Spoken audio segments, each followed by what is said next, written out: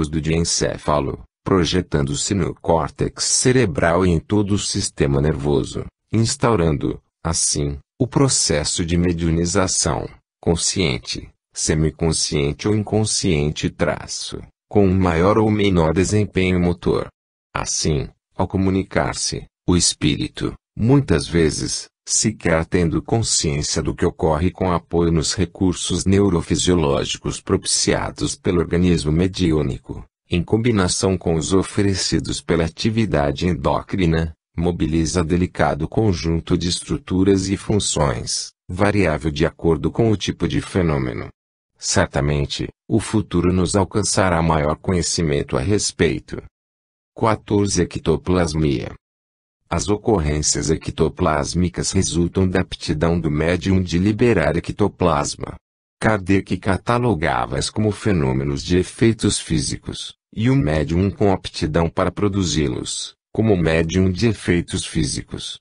Em seu tempo, na verdade, pouco se sabia em relação a essa substância, depois conhecida como ectoplasma. Todo ser humano, potencialmente, tem condições de liberar ectoplasma, mas o que distingue a pessoa capaz de propiciar o surgimento dos eventos ectoplásmicos é sua capacidade de emitir ectoplasma em abundância, suficiente à sua produção. Essencial, pois, nesse tipo de fenômeno, a presença dessa substância, cujo conhecimento completo, aliás, demanda ainda muita investigação. O termo ectoplasma, do gr. ectos, fora, exterior mais plasma, foi criado por Charles Richet, 1850-1935, depois de ter observado, numa série de sessões com a célebre médium Eva Carriere, depois USP, conhecida como Eva C., acontecidas em 1903, na antiga Argel, que os fenômenos ocorriam graças a uma substância viva, esbranquiçada, que dela saía. Antes de Richet, todavia, já era detectada pelos chamados iniciados, inclusive, Paracelso, que, no século XVI, chamou de Mysterium Magnum. No século XIX, início do século XX, com base em comunicação obtida por William Crookes, 1832 a 1919, por meio de Douglas Home, foi dado a conhecer à Sociedade Dialética de Londres, que o fenômeno da materialização tinha como suporte o ectoplasma de células orgânicas.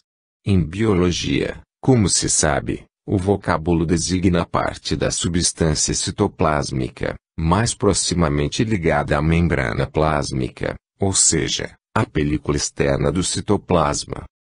O ectoplasma, como opina Arthur Conan Doyle, é a mais proteica das substâncias e pode manifestar-se de muitas maneiras e com propriedades variáveis. Com base nos experimentos, observações e informações de notáveis investigadores, como W. J. Crawford, Charles Richet e Gustave Geley, Albert Knotzing, Juliette e Alexandre Bisson, Mi. Bisson, William Crookes, Joan K. F. Zollner, Paul Giblier, Ernesto Bozano, Gabriel Delany, Alexandra Ksakoff, Albert Costier, Violette Tuedali, Hernan Nige Andrade, Carlos de Brito Embaçaí e outros. É possível, já, catalogar algumas características do ectoplasma. Assim, tem-se observado que se trata de uma substância de natureza filamentosa ou fibrosa, que, quando visível, pode apresentar-se branca, cinzenta ou preta, embora a primeira seja a mais frequente. A visibilidade é variável, podendo parecer luminosa e com intensidade que cresce ou diminui. Pode, também, ser invisível ou não. Geralmente, ao natural, é inodora, embora, às vezes, possa desprender um odor particular difícil de ser descrito. Anota Conan Doyle, que Knotzing, ao reduzir as cinzas uma porção de ectoplasma registrou um cheiro de chifre queimado. Por vezes, o ectoplasma é frio e úmido, em outras, viscoso e semilíquido, mas raramente seco e duro. Quando forma cordéis é duro, fibroso, nodoso. Dilata-se, expande-se, contrai-se, fácil e suavemente. Ao tato pode-se senti-lo como uma teia de aranha. Uma corrente de ar pode agitá-lo ou movê-lo. Move-se, às vezes, lentamente, numa espécie de movimento reptiliano, sobre o corpo do médium. Outras vezes, o movimento é súbito e rápido. É de extrema sensibilidade, podendo aparecer ou desaparecer com a rapidez de um relâmpago. Obediente à ação mental, é sensível ao toque físico e, particularmente, à luz. Por isso, por ser extremamente fotossensível, a eficácia do processo ectoplásmico, nas sessões de materialização, geralmente, imprescinde da obscuridade, principalmente, no local onde está o médium. Fora, pode-se empregar a luz vermelha. Com efeito, as evidências são no sentido de que a luz, como lembra Denis, exerce grande poder de desagregação sobre as formações ectoplásmicas. Camille Flammarion, a propósito, estabelece a seguinte comparação. Aqui está, num frasco e em volume igual, uma mistura de hidrogênio e cloro. Se quereis que a mistura se conserve, é preciso, seja ou não de vosso agrado, que o frasco permaneça na obscuridade. Tal é a lei. Enquanto ali ficar, ela se conservará. Se, entretanto, movido por uma fantasia pueril expuserdes essa mistura à ação da luz, uma violenta explosão se fará subitamente ouvir, o hidrogênio e o cloro terão desaparecido e encontrareis no frasco nova substância, o ácido clorídrico. E, com acerto, concluireis, a obscuridade respeita os dois elementos, a luz os aniquila. Fato acontecido com o célebre médium norte-americano, George Valiantini, então, em visita à Inglaterra, mostra bem o efeito desagregador da luz sobre o ectoplasma. Relata H. Denis Bradley, testemunha presencial do ocorrido, junto com outros pesquisadores. Reunimos-nos na sala de dança, cujas vidraças foram recobertas de espessas cortinas de veludo negro. Houve um pequeno desacordo entre dois dos presentes sobre matéria sem importância, o que prejudicou as condições. Depois de uns 5 ou 10 minutos apareceram no teto vivas estrelas prateadas, luzes semelhantes também brilharam em outros pontos da sala. Os criados tinham recebido ordem para apagar todas as luzes dos corredores, mas, por descuido, uma forte lâmpada elétrica foi acesa no pátio da garagem, a qual fica à fronteira às janelas da sala onde estávamos. Antes de sabermos disso, eu e outros observamos que Valiantini não cantava, e respirava com esforço. Pareceu-nos que ia em transe, apesar de que tal coisa só acontece quando a sessão se realiza no gabinete preparado para as materializações. A luz do pátio infiltrava-se pelas frestas do alto das cortinas em quantidade suficiente para que vislumbrássemos uns aos outros. Valiantini observou que a condição era má, e vimos uma corneta erguer-se no ar a meia altura, perto de MRS. Brians. Foi nesse momento que acenderam a luz no pátio, e a corneta veio ao chão. Valiantini estava a respirar pesadamente. Ficamos ali uns 10 minutos, até que ele murmurou, o meu estômago. Vendo as coisas mal paradas, resolvemos acender as luzes. De Wyckoff levantou-se e mal deu 2 passos na direção da chave. A voz de Everett soou no teto. Não acenda a luz. Voz em tom frenético. De Wyckoff voltou-se para Valiantini e o viu envolto numa espécie de nimbo. MRS. Caradoc Evans descreve esse nimbo como uma substância viscosa em que se podia enfiar o dedo, sem que o dedo a furasse. Apalpei o rosto e as mãos de Valiantini, frias como as de um morto. De Wyckoff, Brians, Evans e eu as mulheres já se haviam retirado. Ficamos com ele ali no escuro talvez 1 hora, até que voltasse a vir e fosse, meio carregado, para um divã no estúdio. É fato cientificamente estabelecido que o ectoplasma provém do corpo do médium, e que o subitâneo choque da luz sobre o ectoplasma faz que ele reentre no corpo do médium com terrível ímpeto. Foi o que, me parece, aconteceu a Valiantini. Valiantine foi para a cama, e como no dia seguinte sua perturbação continuasse, chamamos um médico, o Dr. Cooper, de Surbiton. Passou o dia todo na cama. Mas ficou bom, apesar da mancha roxa que ainda conservava no peito, aí de 2 polegadas por 3 evidentemente causada pelo choque do ectoplasma ao reentrar subitamente no corpo. Outro fato interessante, referido por Palhano Jr. E relacionado, também, com a fotossensibilidade do ectoplasma, foi o testemunhado por Florence Marryat, pseudônimo da escritora Rose Church, 837-1899, em um dos trabalhos que participou com a médium Florence Cook. Perguntaram um dia a Katia King por que não podia mostrar-se sob uma luz mais forte. Ela só permitia acesa um bico de gás e, assim mesmo, com a chama muito baixa. A pergunta pareceu irritá-la enormemente, contudo respondeu, de modo um tanto áspero, apóstrofo, já vos tenho declarado muitas vezes que não me é possível suportar a claridade de uma luz intensa.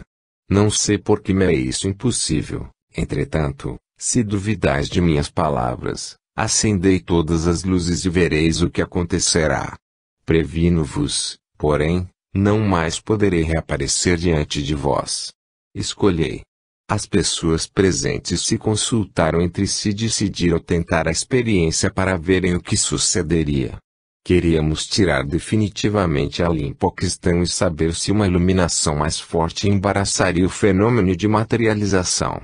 Katia teve aviso da nossa decisão e consentiu na experiência. Soubemos mais tarde que lhe havíamos causado grande sofrimento. O espírito Katia se colocou de pé, junto à parede, e abriu os braços em cruz, aguardando a sua dissolução. Acenderam-se os 3 bicos de gás. A sala media cerca de 16 pés quadrados. Foi extraordinário o efeito produzido sobre Katia King, que apenas por um instante resistiu à claridade. Vimos-la em seguida fundir-se, como uma boneca de cera junto de ardentes chaméis. Primeiro, apagaram-se-lhe os traços fisionômicos, que não mais se distinguiam. Os olhos enterraram-se nas órbitas, o nariz desapareceu, a testa como que entrou pela cabeça. Depois, todos os membros cederam e o corpo inteiro se achatou, qual um edifício que desmorona. Nada mais restava do que a cabeça sobre o tapete e, por fim, um pouco de pano branco, que também desapareceu como se o houvessem puxado subitamente. Conservamo-nos alguns momentos com os olhos fitos no lugar onde Katia deixara de ser vista. Terminou assim aquela memorável sessão. Guimarães Andrade, tratando do tema, sugere que a desagregação do ectoplasma estaria associada ao chamado efeito fotoelétrico. Observa o renomado cientista brasileiro. Raramente, o ectoplasma resiste à ação desagregadora dos fótons. Seria, talvez, o resultado do efeito fotoelétrico. O infravermelho, possuindo fótons de pequena energia, não exerce ação importante sobre aquela substância. Daí ser possível formarem-se aglomerações ectoplásmicas, na ausência da luz visível. Tal fato impede sejam observadas facilmente as ectoplasmias de pequena intensidade. Uma vez bem consolidado e na fase final de uma corporificação, o ectoplasma transforma-se em tecidos objetos resistentes às radiações luminosas. Da mesma forma, uma vez colhido em recipiente próprio, ele poderá, perdendo sua carga biônica, conservar-se sob o aspecto de uma mistura de substâncias diversas, sacadas do organismo mediúnico e até mesmo de certos objetos. Importante é notar que, em função do interesse científico, como mostra a história do espiritismo, os espíritos que comandam o processo ectoplásmico conseguem, quando necessário, sanar a ausência momentânea da obscuridade, sendo certo que, nesse caso, cautelas especiais são tomadas para que o médium, em especial, não seja afetado. A luminosidade incontrolada e, também, a emoção súbita, pode provocar, além da desagregação, a repentina retração de parte do ectoplasma, chocando o médium, como visto, e causando-lhe, por vezes, danos sérios e imprevisíveis. A esse respeito, todavia, imprescindível ressaltar que, se com a maioria dos médiuns, o fator obscuridade é vital para o processamento do fenômeno, médiuns excepcionais ganharam registro histórico por se prestarem à produção de fenômenos ectoplásmicos, inclusive, materialização e desmaterialização, em plena luz, até mesmo a solar. Alinham-se, como notáveis exemplos, os médiuns Mi. Desperance, Eva Carriere e Carmine Mirabelli, que operavam em quaisquer condições. O ectoplasma emana através de todos os poros do médium, especialmente, da boca, das narinas, dos ouvidos, do tórax e das extremidades, alto da cabeça, seios, pontas dos dedos, sendo reabsorvido ou dispersado ao final do processo. Habitualmente, as primeiras emanações acontecem pela boca, sendo possível verificar que se forma a partir da superfície interna das bochechas, das gengivas e da abóbada palatina. Interessante experiência, segundo Palhano Jr., foi feita, a propósito, por Oliver Lodge, com a célebre médium Florence Cook. Esta, Florence Cook, ficava isolada num círculo elétrico, cujas variações de resistência eram indicadas por um galvanômetro que se encontrava junto dos experimentadores. Certo dia, quando o espírito Katia King surgiu materializado, o professor pediu-lhe, inesperadamente, que metesse as mãos numa tina com mercúrio, onde havia um corante forte. O galvanômetro, que havia indicado uma diminuição na resistência do circuito, à medida que a figura materializada ia se formando, não sofreu qualquer desvio pela imersão das mãos ectoplasmáticas na tina de mercúrio, nem as mãos da médium tinham manchas do corante. Para surpresa dos pesquisadores, foi observado, posteriormente, que em várias partes do corpo da médium havia manchas do corante. Este fato demonstrou, de modo claro, que a substância promana do corpo da médium, manchada, ela voltou à médium de forma distribuída, do mesmo modo como foi liberada, neste caso, através dos poros. O ectoplasma assume as mais diversas formas, sob influência, em cada uma delas, de um campo organizador específico, mostrando sua irresistível tendência à reorganização. E, em certos casos, quando adensado, pode ocupar um determinado volume no espaço. Há, ainda, evidências de que possa estar sujeito à ação da gravidade. W. J. Crawford, 1890 a 1930, professor de engenharia mecânica na Queen's University, Belfast, Irlanda, em suas célebres pesquisas ligadas à ectoplasmia, verificou experimentalmente, com o uso de balança, a ação da gravidade sobre o ectoplasma. Em condições específicas de adensamento, apresentar-se-ia como elemento condutor do magnetismo e da própria eletricidade. Finalmente, o ectoplasma não só penetra, ou atravessa, qualquer tipo de matéria, como com ela interage, tanto física, como quimicamente, nível atômico. Daí, por exemplo, o seu emprego na produção de efeitos físicos ou a sua aplicação em trabalhos de cura. E essa ação pode, também, ocorrer à distância, presentes as necessárias condições. O ectoplasma de um doador pode perfeitamente servir a um paciente que esteja em outro lugar. Alguns investigadores, Shanknot Singh, James Black, Mi. Bisson, Lebedzinski, Dombrowski, chegaram a pesquisar, por meio de análises químicas e histológicas, a constituição do ectoplasma, tendo sido detectada entre seus elementos constituintes, a presença de cloreto de sódio e de fosfato de cálcio. Resultados outros revelaram a presença de células epiteliais e leucócitos, além de matéria gordurosa. Black teria chegado, até, segundo o professor Andrade, a uma fórmula quantitativa, que, pelo menos, indicaria tratar-se, O ectoplasma, de uma substância de natureza proteica, C120, H1184, As218, S5, U249.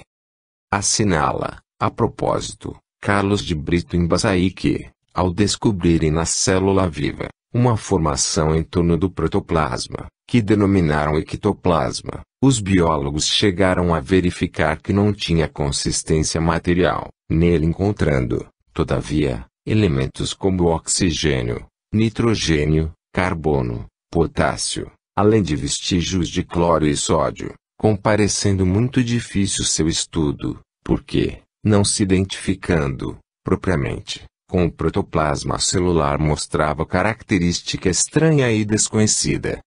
O tema, certamente, apresenta-se complexo, desafiando os pesquisadores e provocando o surgimento de teses, as mais respeitáveis. Assim, por exemplo, Jorge Andrea, médico e autor dos mais conceituados, enfatiza o papel do ATP trifosfato de adenosina, entre os elementos que constituiriam o ectoplasma. O ectoplasma seria a substância originária do protoplasma das usinas celulares, onde o ATP trifosfato de adenosina teria expressiva participação, ao lado de outros elementos. Dessa forma, não podemos deixar de considerar a importância do fósforo nas atividades bioquímicas orgânicas e, consequentemente, no desenvolvimento do processo ectoplásmico em suas específicas dosagens. No núcleo celular existiriam fontes específicas de energia, ligadas ao ADN e a RNA ácidos desoxirribonucleico e ribonucleico, a comandarem os processos metabólicos mais expressivos no soalho protoplasmático. O elemento participante ativo desse processo de formação de energia no corpo celular seria o ATP trifosfato de adenosina, resultante do ciclo bioquímico específico de Krebs. O ATP, sendo a primordial fonte de energia nos processos celulares, estaria comprometido na formação do ectoplasma. Já André Luiz, por meio de Francisco C. Xavier, observa que o ectoplasma independe do caráter e das qualidades morais daqueles que a possuem, constituindo emanações do mundo psicofísico, das quais o citoplasma é uma das fontes de origem. Estabelece, ainda, o venerando mestre espiritual. O ectoplasma está situado entre a matéria densa e a matéria perispirítica, assim como um produto de emanações da alma pelo filtro do corpo. Em certas organizações fisiológicas especiais da raça humana, comparecem em maiores proporções em relativa amadureza para a manifestação necessária aos efeitos físicos. É um elemento amorfo, mas de grande potência e vitalidade. Pode ser comparado à genuína massa protoplásmica, sendo extremamente sensível, animado de princípios criativos que funcionam como condutores de eletricidade e magnetismo, mas que se subordinam, invariavelmente, ao pensamento e à vontade do médium que os exterioriza ou dos espíritos desencarnados ou não, que sintonizam com a mente mediúnica, senhoreando-lhe o modo de ser. Infinitamente plástico, dá forma parcial ou total às entidades que se fazem visíveis aos olhos dos companheiros terrestres ou diante da objetiva fotográfica, dá consistência aos fios, bastonetes e outros tipos de formações visíveis ou invisíveis nos fenômenos de levitação, e substancializa as imagens criadas pela imaginação do médium ou dos companheiros que o assistem, mentalmente afinados com ele. Exige-nos, pois, muito cuidado para não sofrer o domínio de inteligências sombrias, de vez que manejado por entidades ainda cativas de paixões deprimentes poderia gerar clamorosas perturbações. Releva notar que o ectoplasma, mormente empregado em trabalhos de materialização, apresenta, também, um componente não físico. A propósito, informa André Luiz que, numa sessão de materialização, o ectoplasma pode surgir como uma associação de a. Fluidos oriundos dos planos espirituais superiores. b. Fluidos do médium. c. Fluidos dos assistentes. D. Fluidos provenientes dos recursos energéticos da própria natureza. O autor designa os primeiros como fluidos A, os produzidos pelos encanados, como fluidos B, e os tomados à natureza, como fluidos C. Tal informação, pela credibilidade de que se reveste, aponta em si a necessidade que temos de um audacioso projeto de pesquisa interdisciplinar, que possa revelar mais abrangentemente, não só a natureza do ectoplasma, como a sua implicação no próprio processo da vida, tão delicado e complexo. Cumpre observar, por fim, que, do examinado, pode-se concluir que também os animais e os vegetais são fornecedores de ectoplasma, uma substância peculiar a todos os seres vivos, e que pode ser associada a determinados recursos extraídos dos minerais, e, até, das águas, para a produção de efeitos especiais.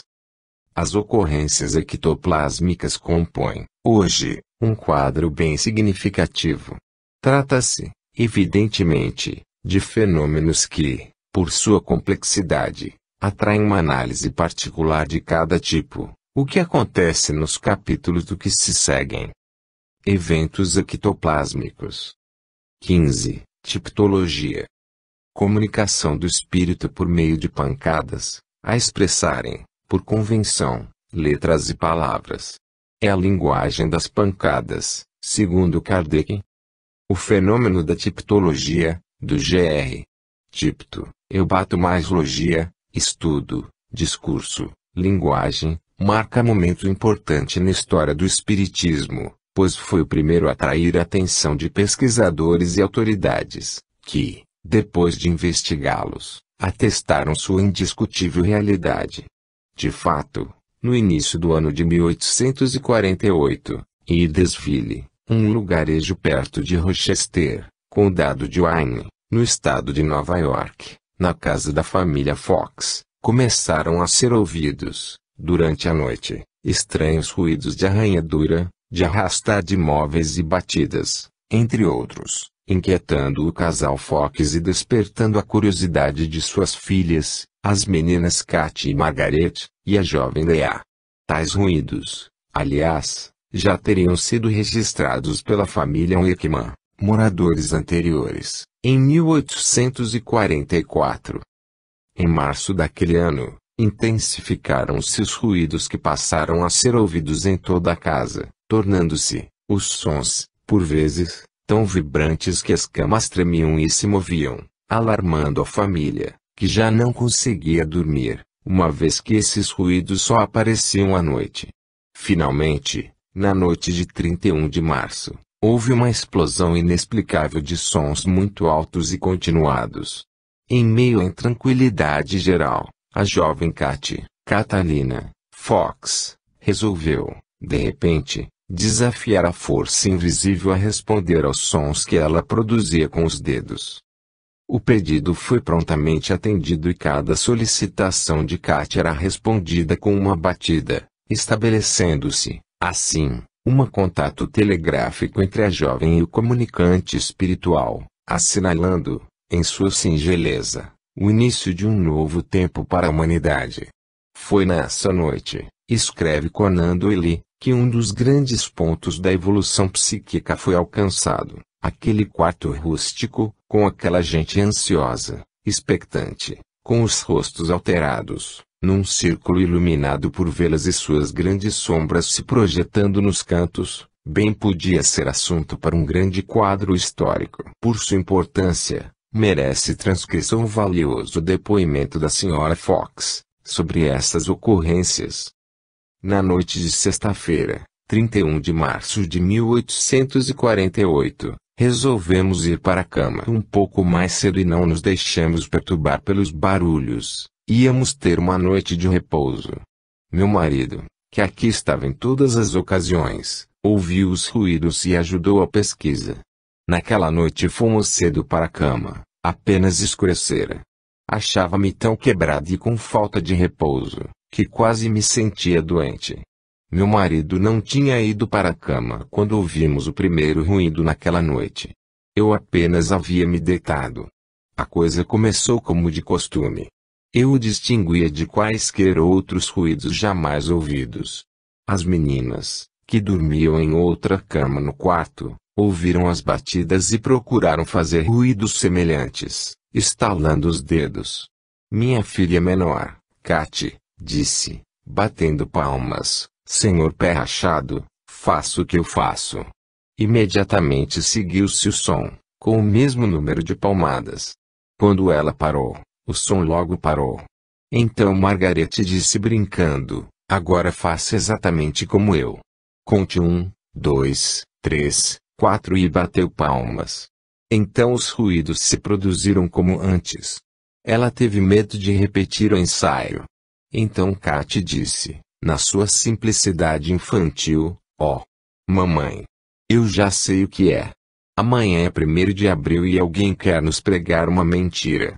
Então pensei em fazer um teste de que ninguém seria capaz de responder.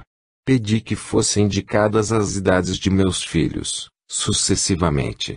Instantaneamente, foi dada a exata idade de cada um, fazendo um pause de um para o outro, a fim de os separar, até o 7º, depois do que se fez uma pausa maior e 3 batidas mais fortes foram dadas, correspondendo à idade do menor, que havia morrido.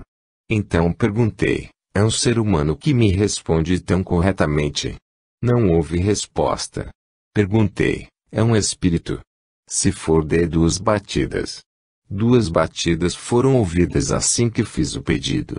Então eu disse: se foi um espírito assassinado, dê 2 batidas. Estas foram dadas instantaneamente, produzindo um tremor na casa. Perguntei: foi assassinado nesta casa? A resposta foi como a precedente: a pessoa que o assassinou ainda vive. Resposta idêntica, por 2 batidas. Pelo mesmo processo verifiquei que fora um homem que o assassinara nesta casa e os seus despojos enterrados na adega, que a sua família era constituída de esposa e 5 filhos, 2 rapazes e 3 meninas, todos vivos ao tempo de sua morte, mas que depois a esposa morrera. Então perguntei: continuar a bater se chamar os vizinhos para que também escutem? A resposta afirmativa foi alta. Meu marido foi chamar Mrs.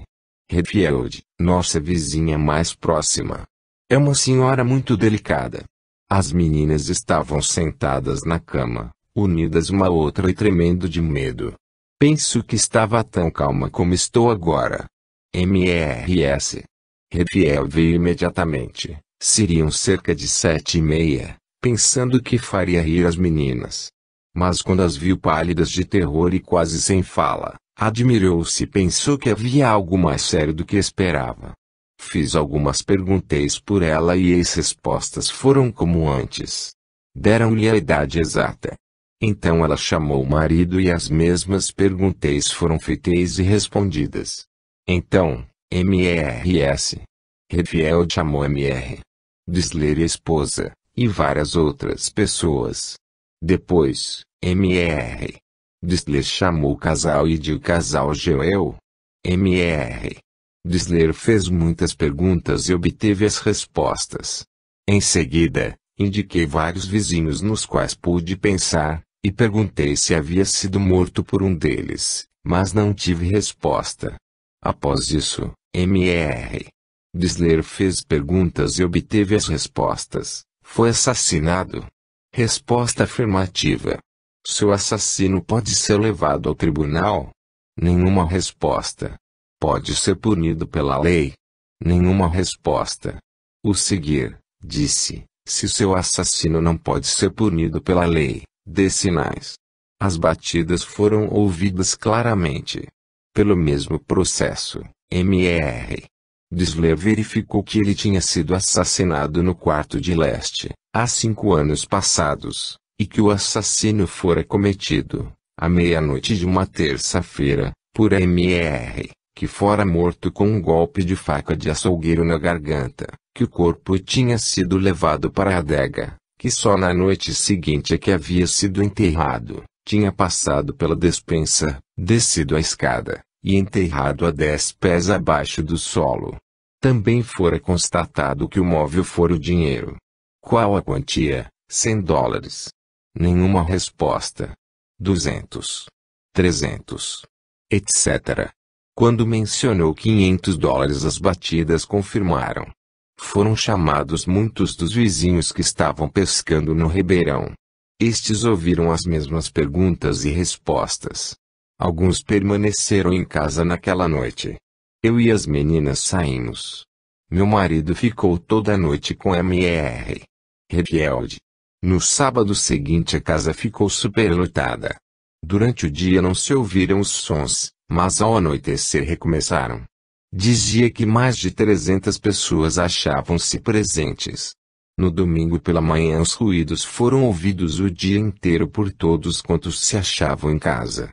Na noite de sábado, 1º de abril, começaram a cavar na adega, cavaram até dar na água, então pararam. Os sons não foram ouvidos nem na tarde nem na noite de domingo. Stephen B. Smith e sua esposa, minha filha Mary, bem como meu filho Davi S. Fox e sua esposa dormiram no quarto aquela noite. Nada mais ouvi desde então até ontem. Antes do meio-dia, ontem, várias perguntas foram respondidas da maneira usual. Hoje eu vi os sons várias vezes.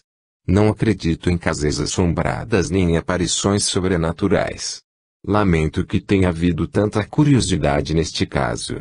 Isto nos causou muitos aborrecimentos. Foi uma infelicidade morarmos aqui neste momento. Mas estou ansiosa para que a verdade seja conhecida e uma verificação correta seja procedida. Ouvi as batidas novamente esta manhã, terça-feira, 4 de abril. As meninas também ouviram. Garanto que o depoimento acima me foi lido e que é a verdade, e que, se fosse necessário, prestaria juramento de que é verdadeiro. A. Margaret Fox. A ideia de usar o alfabeto para obtenção de respostas, por meio de arranhões, teria partido de um vizinho, Mr. Dusler, convidado a assistir os fenômenos, mas acredita-se que tenha sido o irmão do Sr. John Fox, Davi S. Fox, que tenha sido o primeiro a usar o alfabeto, em Edensville. Mais tarde, foi divulgado por Isaac Post, membro influente dos Quakers. Com o uso do método alfabético, foi possível ao espírito por meio de batidas e segundo convencionado, identificar-se como sendo Charles B. Rosman, como visto, um mascate assassinado, cujo corpo havia sido enterrado na adega da casa. Surgira, assim, o extraordinário fenômeno da comunicação por meio de batidas ou pancadas, designado depois por Kardec como tipologia. Em sua aparente singeleza, dava início, oficialmente, a um movimento que iria revolucionar o saber humano. Partindo de Edensville, esse sistema de intercomunicação com o mundo espiritual difundiu-se rapidamente pelos Estados Unidos, sendo rotulados como raps, esses ruídos produzidos pelos espíritos. Observe-se, a propósito, que embora tal denominação se aplique a toda uma série de ruídos, mesa se arrastando, pessoa caminhando, cavalo trotando, madeira sendo serrada, fósforo riscando, madeira sendo lixada e todos os demais já vistos, o termo raps, do inglês, rap, batida, é mais usado para designar as pancadas de todos os tipos, soltas, duplas, triplas, em série, a ressoarem nos mais variados tipos de material. A respeito, escreve José P. Maxwell, Les Fenômenos Psíquicos, citado por Carlos B. Loureiro. Geralmente ressoam na estrutura de madeira da mesa, mas nem sempre sucede assim, e são percebidos ocasionalmente, no solo, nos móveis, nas paredes, no teto, e nos próprios assistentes. Ouvi-os, muitas vezes, fora de exceções e os consegui em plena luz. A variedade dos raps não é menor do que a diversidade dos objetos sobre os quais se fazem ouvir. O tipo ordinário consiste em golpes secos, de intensidade variável, os que recordam o crepitar da centelha elétrica. A tonalidade dos raps varia segundo a composição da matéria em que fazem ouvir. distinguem-se os raps desferidos na madeira, dos batidos numa folha de papel de cartão em tecidos, e esta é uma verificação interessante, porque demonstra que o som é produto das vibrações da composição material do objeto. Sejam quais forem os tipos de raps, só adquirem caráter tipológico, quando servem à comunicação ordenada do espírito, de modo que convertam as batidas em palavras, segundo a convenção estabelecida, cada número de pancadas, por exemplo, correspondendo a uma letra do alfabeto, uma pancada para a letra A, duas para a letra B, etc. Ou a cada palavra falada, uma resposta assinalada por um tipo de pancada, indicando se é desejada ou não, pelo espírito para compor sua mensagem. Como bem observa Servino, na tipologia há sempre uma convenção.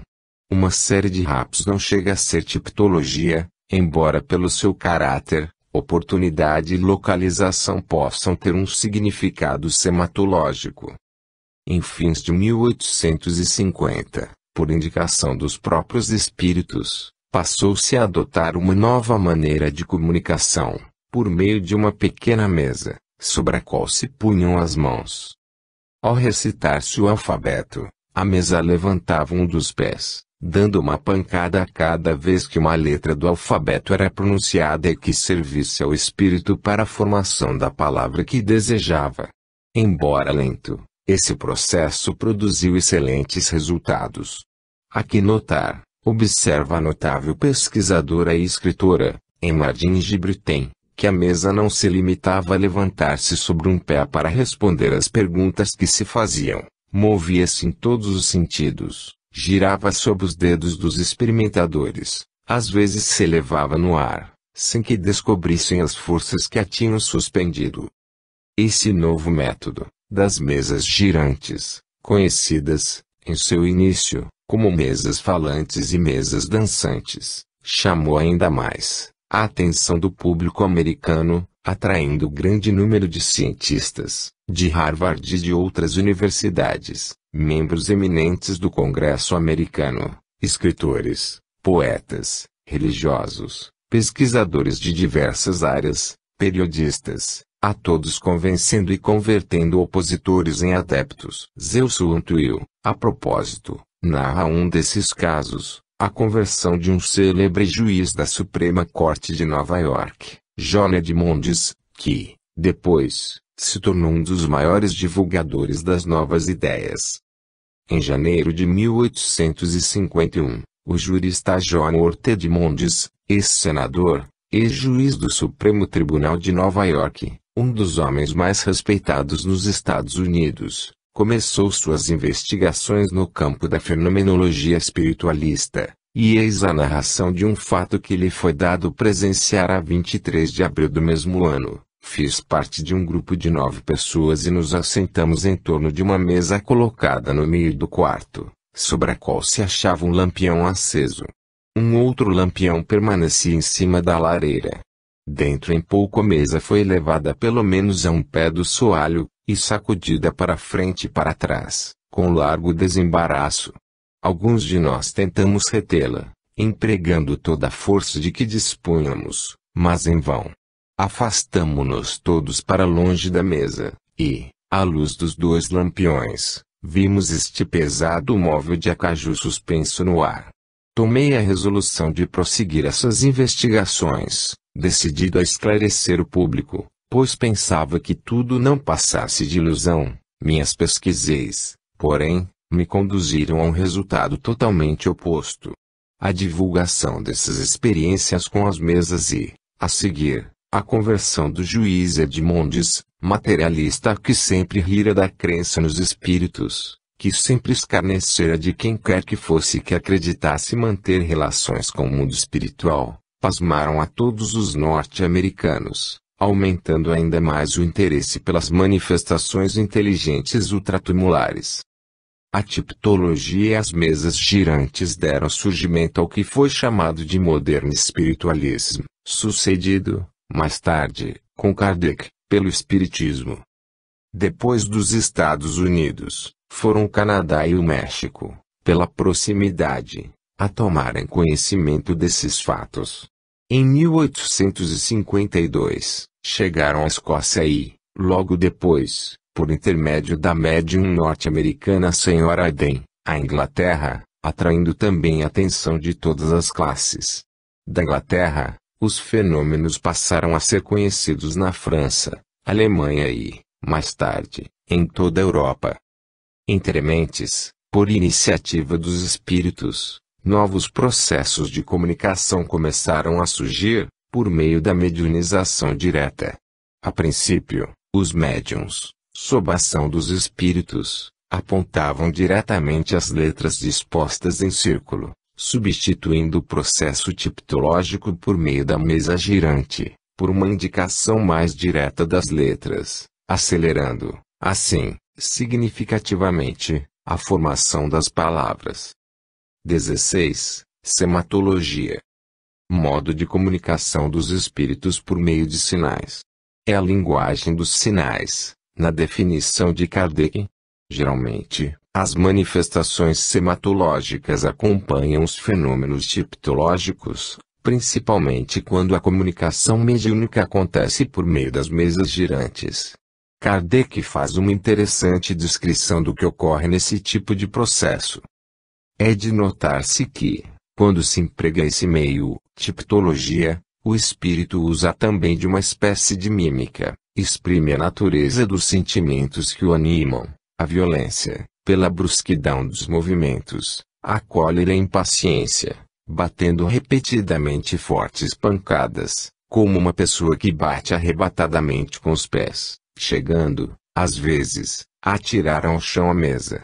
Se amável e delicado, inclina, no começo e no fim da sessão, a mesa, à guisa de saudação. Se quer dirigir-se diretamente a um dos assistentes, para ele encaminha a mesa com brandura, ou violência, conforme deseje testemunhar-lhe afeição, ou antipatia. Esse fenômeno caracteriza-se, particularmente, pela notável autonomia de movimentos mostrada pelo objeto que, ao impulso do espírito, serve à sua manifestação, fato, aliás, que também pode ser observado em outros tipos de manifestação, que não propriamente a tipologia. É o caso, por exemplo, do que ocorre no recebimento de mensagens por meio do movimento do copo, cinetologia, tão popularmente conhecido entre os brasileiros. Como acontece na tipologia linguagem das pancadas, nesse processo, o espírito manifesta, também, seus sentimentos, movimentando o copo com mais brandura ou mais violência, fazendo-o deslizar com maior ou menor rapidez e executar os mais diversos movimentos, no propósito de exprimir, muito claramente, aliás, o que sente em relação a algo ou alguém. As ocorrências sematológicas, geralmente, acompanham outras, como as tipológicas e cinetológicas, mas registros há de casos que, por sua peculiaridade, chamam atenção. Friedrich Saunier, 1834 a 1882, famoso cientista e professor da Universidade de Leipzig, refere-se a uma ocorrência presenciada pelo pesquisador inglês, Dr. Nichols, com o médium William Eglinton. No sábado, por combinação prévia, 4 de nós nos reunimos à noite. Eglinton, a senhora Nichols e eu. Supondo poder obter alguma escrita ou desenho, coloquei uma folha de papel e um lápis sobre a mesa. Estávamos em uma pequena sala bem iluminada. Ouvimos um ligeiro ruído num canto. Olhando, vimos uma cadeira leve, de fundo de palhinha, mover-se por si sobre duas pernas, balançando-se para diante e para trás e respondendo às nossas perguntas com seus movimentos, e finalmente se encaminhou para a mesa, se encostou aos meus joelhos carinhosamente e se portou em tudo como um ser dotado de locomoção e inteligência. Foi um fato curiosíssimo esse, presenciado por 4 pessoas, durante 10 ou 15 minutos, sem possibilidade de ser levado à conta de artifício ou alucinação.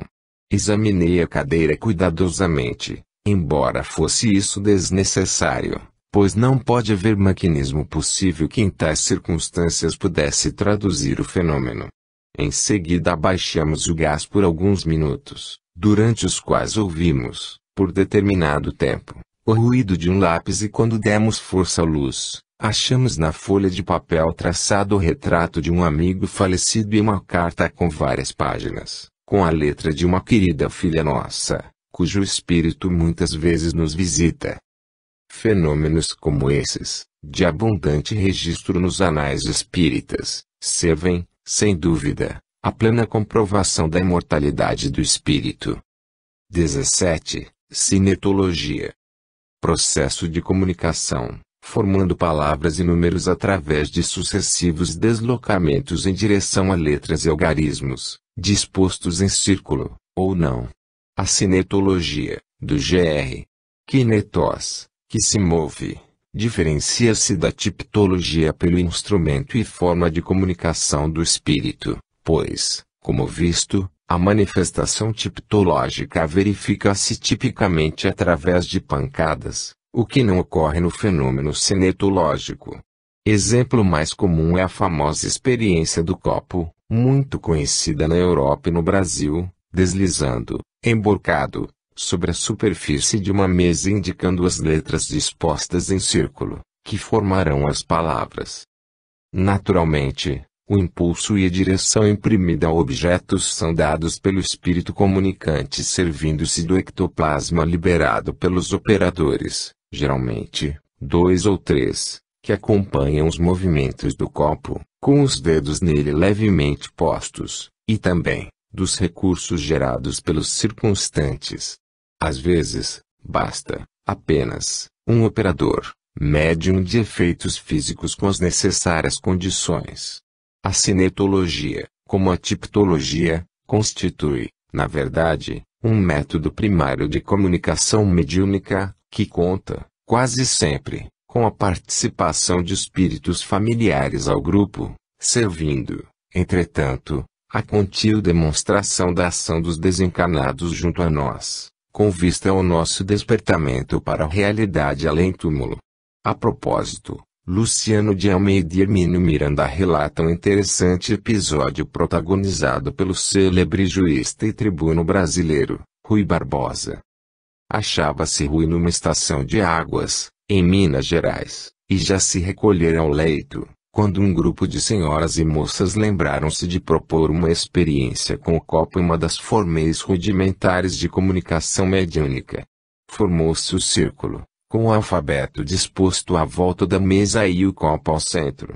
A esses preparativos assistia, meio irônico, o historiador Batista Pereira, genro de Rui.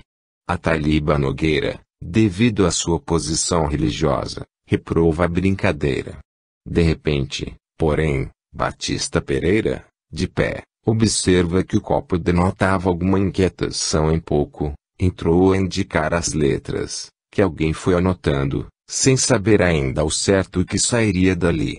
Por fim, decifraram o enigma. Tratava-se de uma mensagem, em inglês, dirigida a Rui Barbosa. A coisa era tão insólita que, depois de alguma hesitação, o próprio Batista Pereira opinou que deveriam levar o caso ao conhecimento de Rui. O conselheiro atende-os à porta de seus aposentos, em pijama, e lê a mensagem, visivelmente emocionado. Apóstrofo, é o estilo dele, exclama, o estilo perfeito. E o assunto? O mesmo que conversamos em nossa despedida em Haia. A mensagem somente poderia ter uma origem, William Stead. Naquele dia, os jornais noticiaram que Stead havia morrido no trágico naufrágio do navio Titanic. Viera, desembaraçado do corpo físico, trazer ao seu amigo brasileiro testemunha da sua sobrevivência.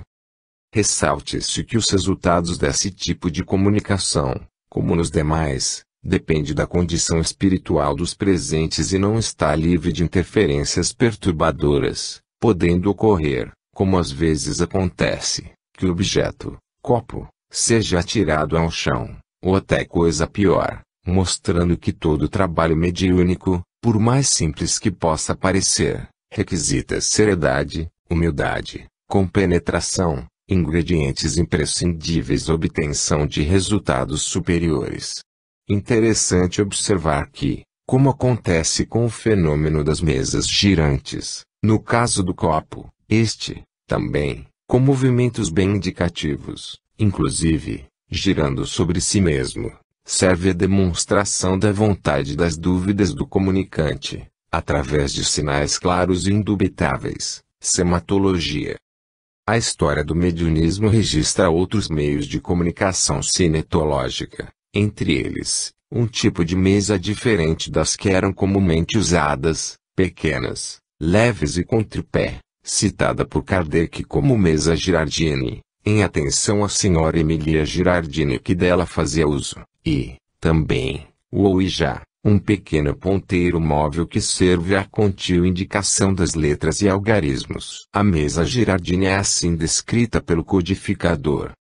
Consiste o instrumento num tampo móvel de mesa, com o diâmetro de 30 a 40 centímetros, girando livre e facilmente em torno de um eixo, como uma roleta.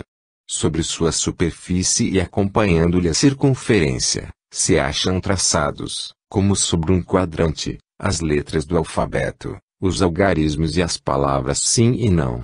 Ao centro existe uma agulha fixa. Pousando o médium os dedos na borda do disco móvel, este gira e para, quando a letra desejada está sob a agulha. Escrevem-se, umas após outras, as letras indicadas e formam-se assim, muito rapidamente, as palavras e as frases. 18. Escrita indireta. Modalidade mediúnica em que o espírito escreve sua mensagem por meio de uma cesta de bico ou corbelha, corbeli, ou outro dispositivo que lhe faculte a manifestação. No primeiro caso, aproveitando os recursos ectoplásmicos disponibilizados pelos presentes, especialmente dos médiuns que atuam encostando seus dedos na cesta, como acontece nos fenômenos de tipologia, sematologia e cinetologia, o espírito a suspende, em processo de levitação, e a seguir, impulsionando-a, faz com que o lápis preso em sua parte inferior escreva num papel ou numa ardósia a sua comunicação. Kardec descreve com clareza. Ponto consiste em adaptar-se à cesta, de 15 a 20 centímetros de diâmetro, uma haste inclinada, de madeira, prolongando-se 10 a 15 centímetros para o lado de fora, na posição do mastro de grupés, numa embarcação. Por um buraco aberto na extremidade dessa haste, ou bico, passa-se um lápis bastante comprido para que sua ponta assente no papel.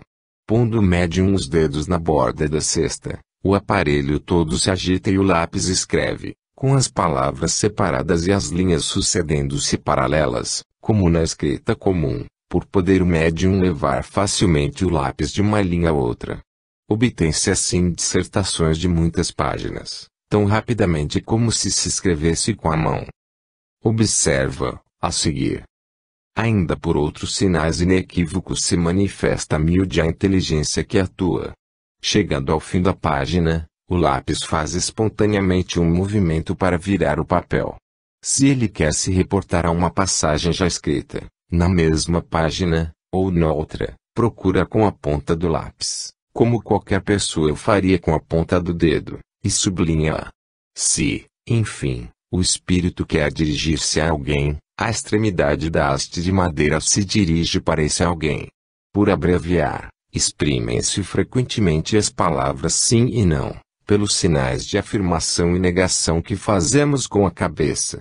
Se o espírito quer exprimir cólera, ou impaciência, bate repetidas pancadas com a ponta do lápis e não raro a quebra. Esse tipo de fenômeno foi muito conhecido na Europa, na época pré-codificação, atraindo a atenção de respeitáveis representantes dos vários campos do conhecimento, inclusive ressalte-se, do reputado professor Hippolyte Léon Denisard Rivail, depois Allan Kardec que, justamente, começou sua obra, analisando milhares de respostas às mais graves questões científicas e filosóficas, transmitidas pelos mestres espirituais por meio desse tipo de escrita que, embora aparentemente rudimentar, apresenta-se como absolutamente convincente, espancando, de vez, qualquer dúvida suscetível de existir, em relação à sobrevivência do espírito e à possibilidade de seu contínuo contato com os encarnados. Daí, o seu grande valor histórico, não obstante, tenha sido, com o tempo, substituída por outros processos de comunicação mediúnica,